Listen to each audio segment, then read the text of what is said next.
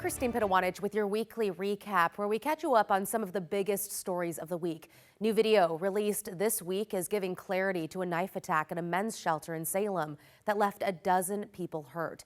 Plus, we talked to the man who confronted a delivery driver with a gun who was mad over a tip. And Oregon's only national park is now out a leader, why he says he had to leave. We begin with a KGW exclusive, the new security camera video that shows a stabbing spree at a Salem homeless shelter. The attack injured 12 people. A warning, while we've edited and blurred some of these images, it is still disturbing and difficult to watch. Here's investigative reporter Kyron. Sunday, June 1st, 7:20 p.m.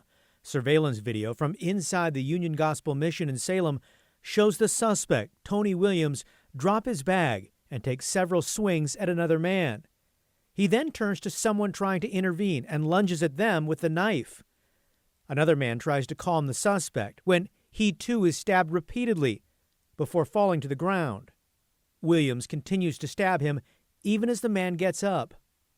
The suspect then runs away, leaving behind a bloody crime scene and several victims suffering serious stab wounds. Outside the shelter, police say Williams stabbed others. In all, 12 people were injured. Officers arrested Williams nearby and say they recovered an 8-inch knife. He's charged with attempted murder and assault. Court records show the 42-year-old has a history of mental health issues and violence, including at least 3 prior cases in Deschutes County involving knives. Following his arrest in 2016, Williams was sent to the Oregon State Hospital for treatment after a mental health expert found him unfit to proceed. Over the next 9 years, he'd be in and out of mental health programs between arrest and jail, a cycle that continued Sunday following his arrest for a stabbing spree at a homeless shelter. Kyron Horman, KGW News. Investigators say the suspect told police he stabbed people in self-defense. As for the 12 victims, this week, 5 of them were still in the hospital. As of last check, 2 were in serious condition and 3 were unstable. The FBI on Thursday said it thwarted what it called an imminent plan for a mass shooting at a local mall. A teenager was arrested on May 22nd, days after investigators say he posted plans for the attack in an online chat room. The teen boy allegedly said he wanted to use a chlorine bomb to cause panic in the mall located in Kelso before opening fire on shoppers. Agents searched the teen's home and say they seized 3 guns, multiple boxes of ammunition, 4 knives, 5 digital devices, and clothes the teen had decided to wear in the attack. The FBI says the teenager had also pledged his support to several online extremist groups. This case had every indication that it was imminent, and we believe the FBI, along with our partners, prevented a tragic event in our community.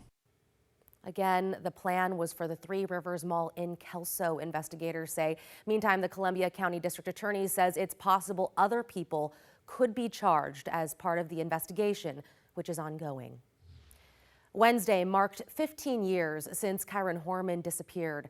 Kyron, who was then 7 years old, was last seen on June 4th, 2010 at Skyline Elementary School in Northwest Portland. The Multnomah County Sheriff's Office says the investigation is still open and case files are being digitized. We checked in with both of Kyron's parents. I'm 90, I'm still gonna cry over this. This is something that changed our entire lives. You never move on fully from that. You don't get to a point where you get to say, oh, we get to close that door and move on to something else. It's a constant. What does closure look like for you? Bringing them home. Bringing them home. And I don't know what that means, but bringing them home. You can watch more of that interview with investigative reporter Kyron Horman right here on KGW+. Just look for the Kyron Horman special. This week, we heard from a Vancouver man who says he had to fight to protect his family when a now former DoorDash driver brought a gun to his home to confront him, he says, over a tip. Part of the struggle was caught on camera right outside the front door. The homeowner told our Alma McCarty that it caught him by surprise, how a situation like this could escalate. A quiet morning in Vancouver interrupted. This loud bang on the door, real loud, startled my daughter, and she goes, "Oh my gosh, who the heck's pounding on the door?" Anthony Volino explains it was the DoorDash delivery driver who'd come by the house the night before when his daughter ordered groceries. It was a considerable amount. It was about $100 worth of food. The food was delivered to her. Apparently, she had to give a tip through the online system, which was deducted. But the driver had apparently wanted a cash tip. And for a second, Volino thought about giving him one. When he again said, "I want my tip," that's when I said, "Whoa, whoa, whoa." He leaned in like I didn't hear him. And that's when I put my hand up like a stop sign and I said, "Hey, hey, hey." And I said, "You need to leave now." A scuffle ensued, and that's when Volino realized the man at their door had a gun in his waistband. When I felt the steel, my heart just sank. My heart just sank. I was like, "Oh God, help me now." He tripped right here and he tripped up against my wife's car. And as he was on the ground, I came about right here and I leaned over and I cleared the handgun. Vancouver police arrived soon after, identifying the suspect as Robert Delahant and arresting him. The spokesperson for DoorDash told KGW that the company has a zero-tolerance policy for harassment of any kind.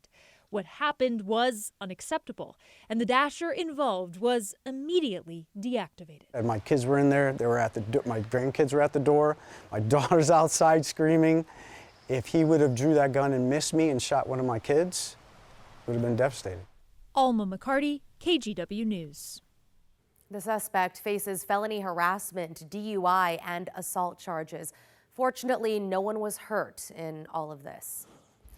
Back in Portland, there's been an apparent increase in women who are homeless giving birth inside tents. Since February, Portland Fire and Rescue says they have responded to 4 pregnancy calls downtown, 2 of which were in April. One firefighter who's been on the job for 18 years says he has never seen so many calls like this.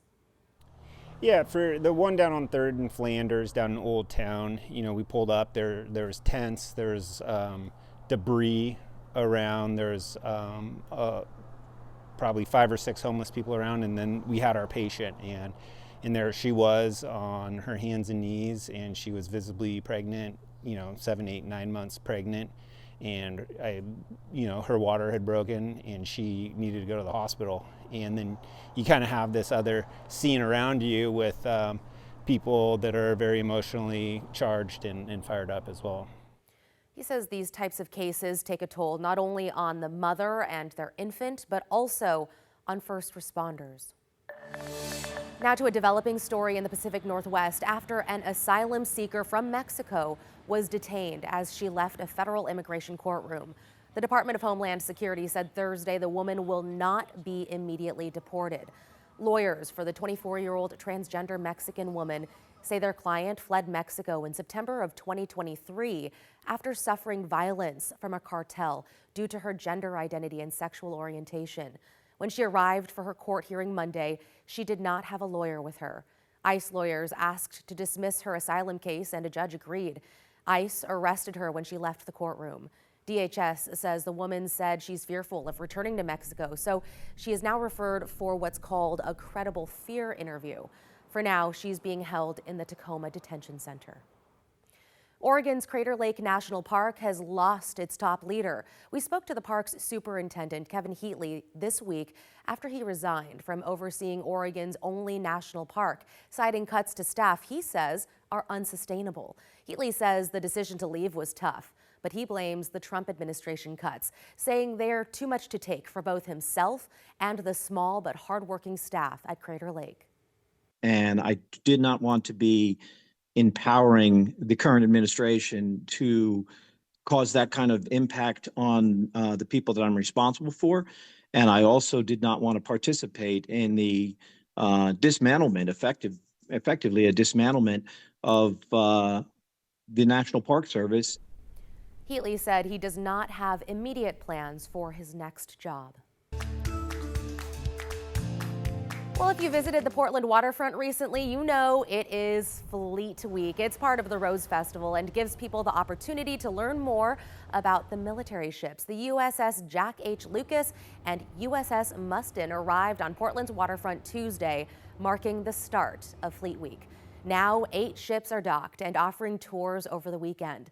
For many servicemen and women on board, it'll be their first time in Portland. We got to hear from one sailor before he disembarked while he was on the phone with his grandmother. I have no idea what to expect, but I've been led to believe it's a great city. I think people are very excited to see you.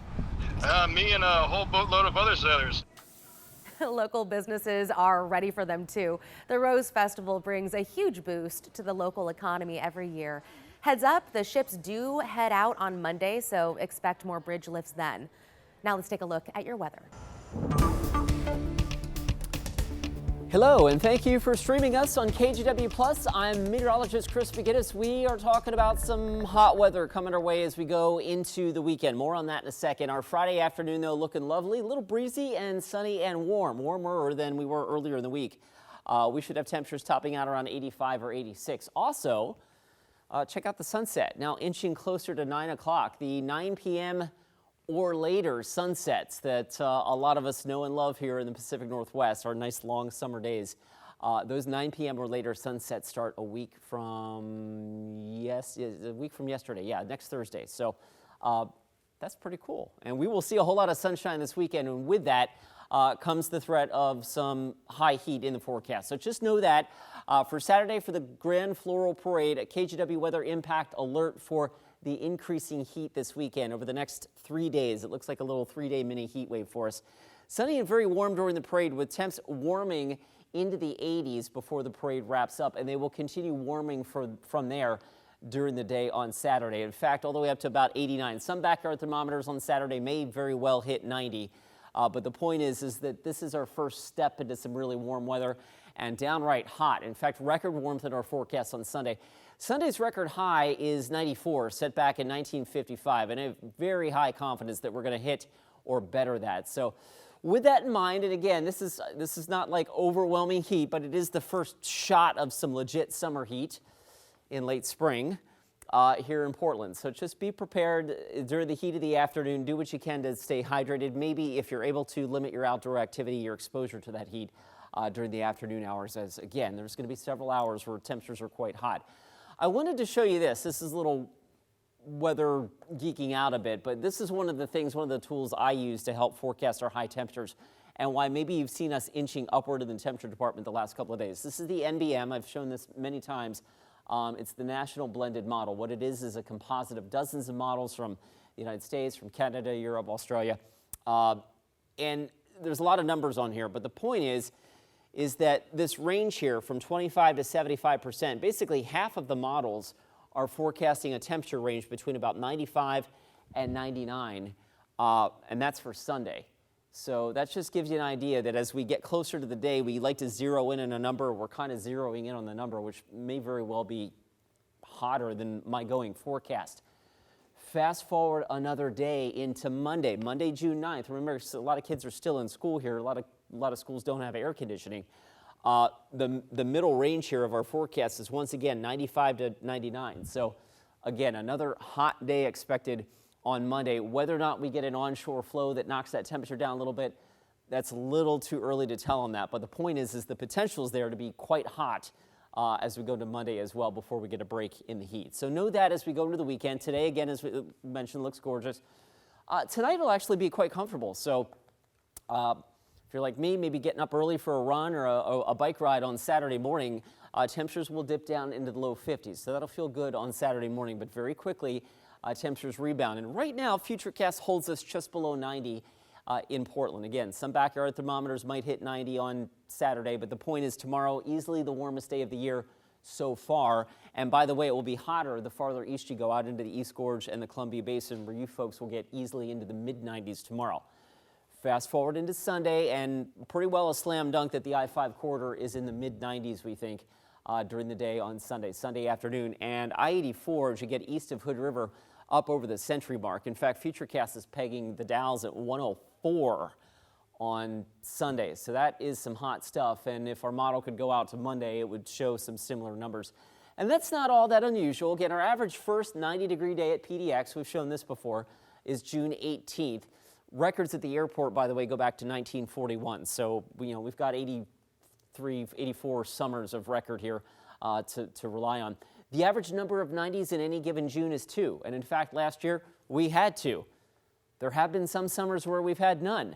There have been a couple of really hot summers where, like 2015 and 2021, we had 9. You may be happy to know that we don't see any extended period of heat in our forecast beyond this little shot here over the next 3 days. I'll step out of the way real quick. Models are indicating significantly cooler weather coming in, not just Tuesday through Thursday of next week, but also into the following weekend. If we could stretch this out to 10 days, there are no signs of any more hot weather in the forecast. So it looks like this is kind of a 2-3 day shot of heat, and then we get a nice break for a week to 10 days or more. But this will be some pretty high heat. And again, if I had to hedge these numbers, Sunday could very well go up. Monday, not sure about yet, but both of these could very well be new record highs for the weekend. So do what you can to take care in the heat and walk your pets during the cooler parts of the day. That is your KGW Weather Plus on a Friday. Thank you for streaming us. I hope you have a great day. And that's a wrap on your weekly recap. Again, I'm Christine Pitawanich. A reminder, you can catch up on the latest headlines anytime on KGW.com, your KGW app, or our YouTube channel.